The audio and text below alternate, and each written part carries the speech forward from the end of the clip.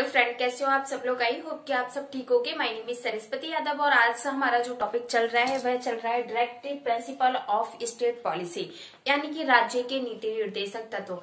हमने अभी पढ़ा था कि हमारे जो राज्य के नीति निर्देशक तत्व हैं ये संविधान के किस भाग में जोड़े गए हैं, आर्टिकलों में इनका विवरण किया गया है और जो हमारे राज्य के नीति निर्देशक तत्व हैं ये किस देश के संविधान से लिए गए हैं।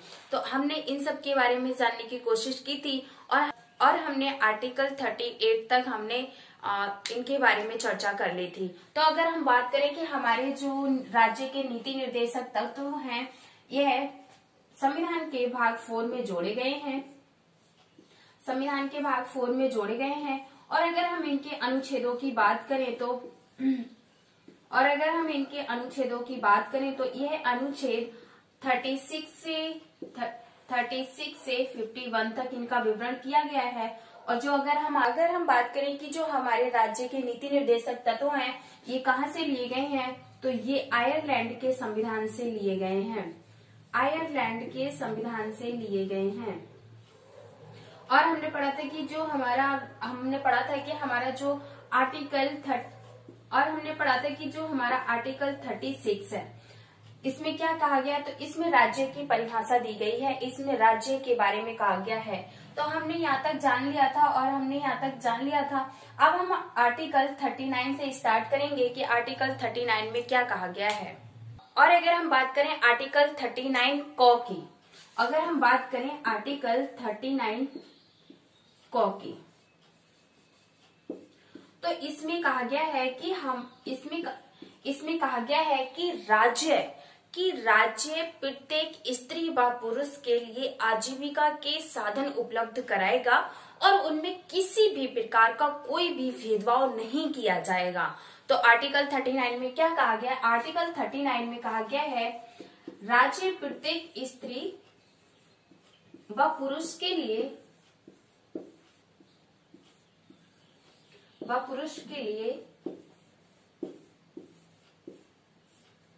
आजीविका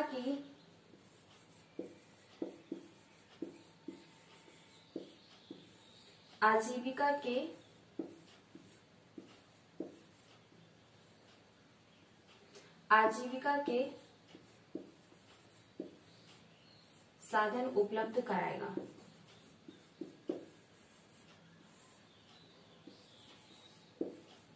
उपलब्ध करेगा या कराएगा। और इसमें वो किसी भी प्रकार से इनमें कोई भेदभाव नहीं किया जाएगा। अगर हम बात करें आर्टिकल 39 ख की, तो आर्टिकल 39 ख में कहा गया है कि सभी प्रकार के भौतिक संसाधन उपलब्ध कराएगा। हमारा राज्य है यह प्रत्येक भौतिक संसाधन भौतिक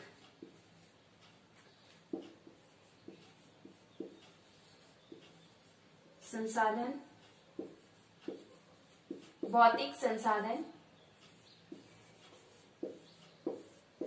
उपलब्ध करेगा। और इसमें एक बात और कही गई है कि जो हमारे भौतिक संसाधन है उनको इस प्रकार उपलब्ध कराएगा कि जो कि सार्वजनिक हित में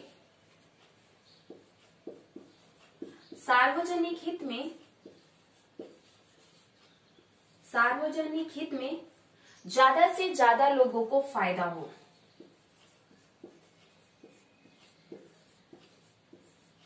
ज्यादा से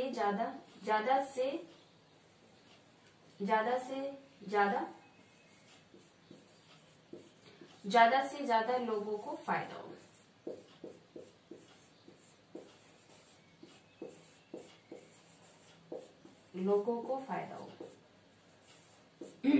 तो आर्टिकल 39 क में कहा गया है कि स्त्री व पुरुष के लिए आजीविका के संसाधन उपलब्ध कराना और इसमें किसी भी प्रकार का कोई भी भेदभाव नहीं किया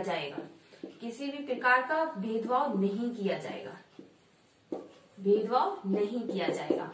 तो ये आर्टिकल हमारा 39 क में कहा गया है। और अगर हम बात करें आर्टिकल 39 ख की, तो आर्टिकल 39 ख में कहा गया है कि इसमें जो हमारा राज्य है ये प्रत्येक भौतिक संसाधन उपलब्ध कराएगा, और ये हमारे जो भौतिक संसाधन है इनको इस प्रकार से उपलब्ध कराएगा कि जिससे कि ज्यादा से ज्यादा लोगों को इसका फायदा हो। जो हमारा आर्टिकल 39C है इसमें कहा गया है कि जो हमारा राज्य है ये उत्पादन के साधनों का विकेंद्रीकरण करने का प्रयास करेगा। आर्टिकल 39 में क्या कहा गया है कि जो हमारा राज्य है ये उत्पादन के साधनों का विकेंद्रीकरण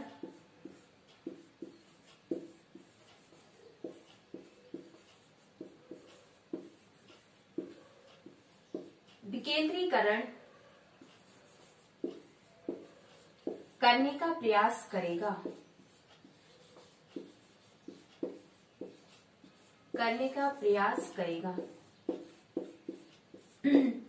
और अगर हम आर्टिकल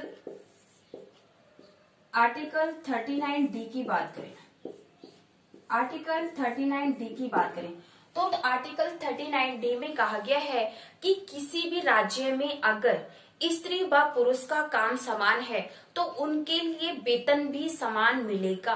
आर्टिकल 39 में क्या कहा गया? आर्टिकल 39D में कहा गया है कि अगर राज्य में स्त्री व पुरुष का काम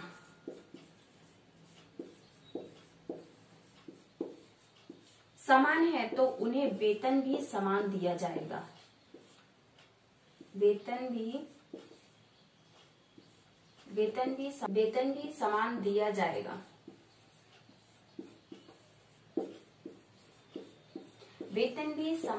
जाएगा। आर्टिकल 39C में कहा गया है कि उत्पादन के संसाधनों का विकेंद्रीकरण करने का प्रयास करेगा कौन? राज्य। और आर्टिकल 39D में कहा गया है कि अगर राज्य में अगर स्त्री व पुरुष का काम समान है तो जो उनको वेतन दिया जाएगा वो भी समान दिया जाएगा। उनमें हम आर्टिकल 40 की बात करें तो अगर हम आर्टिकल 40 की बात करें तो इसमें कहा है कि राज्य में भारत के राज्यों में पंचायतों का गठन किया जाएगा। हमारी जो आर्टिकल 40 है इसमें कहा गया है पंचायतों का गठन।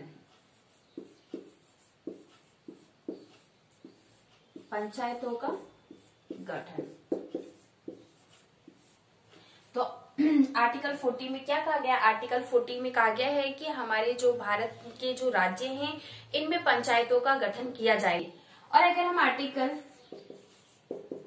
41 की बात करें, आर्टिकल 41 की बात करें तो अगर हम आर्टिकल 41 की बात करें तो आर्टिकल 41 में कहा गया है कि राज्य कुछ दशाओं में जैसे बुढ़ापा, बेरोजगारी, बीमारी या अशक्तता अगर है तो उनके लिए लोक सेवा सहायता उपलब्ध कराएगा। राज्य उनको लोक सेवा सहायता उपलब्ध कराएगा। इसमें कहा गया है कि राज्य कुछ दशाओं में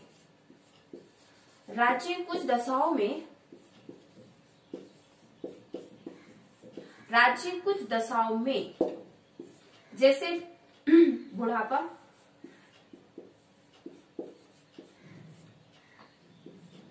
बेरोजगारी,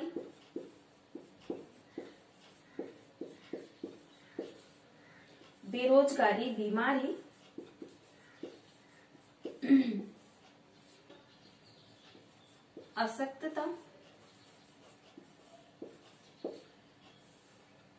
अशक्तता में लोक सहायता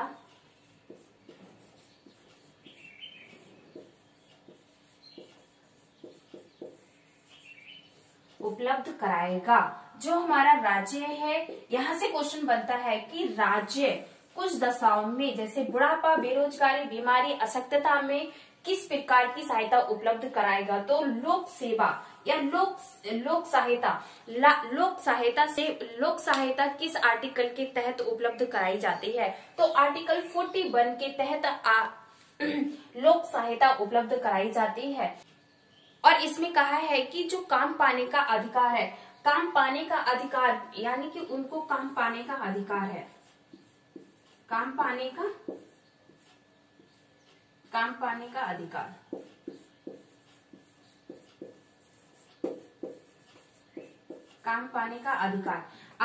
काम पाने के अधिकार से मतलब है जिसकी जो एबिलिटी होगी उनके अकॉर्डिंग उनको काम दिया जा सकता है।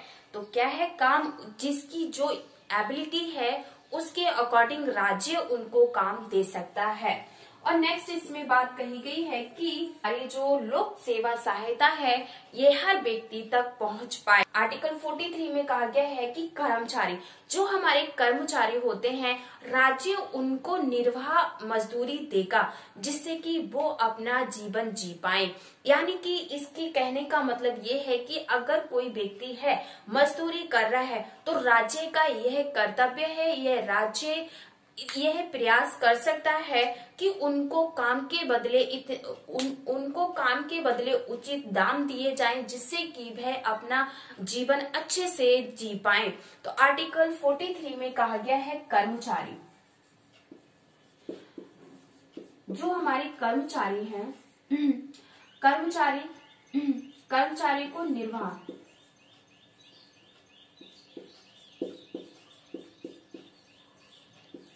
मजदूरी, जो हमारा राज्य है वह कर्मचारियों को निर्वाह मजदूरी देगा जिससे कि वह अपना जीवन जी पाए। हमारी क्लास यहीं खत्म होती है और मिलते हैं अगली क्लास में। तब तक के लिए bye bye, take care, thank you so much. और प्लीज वीडियो को लाइक एंड शेयर जरूर करें।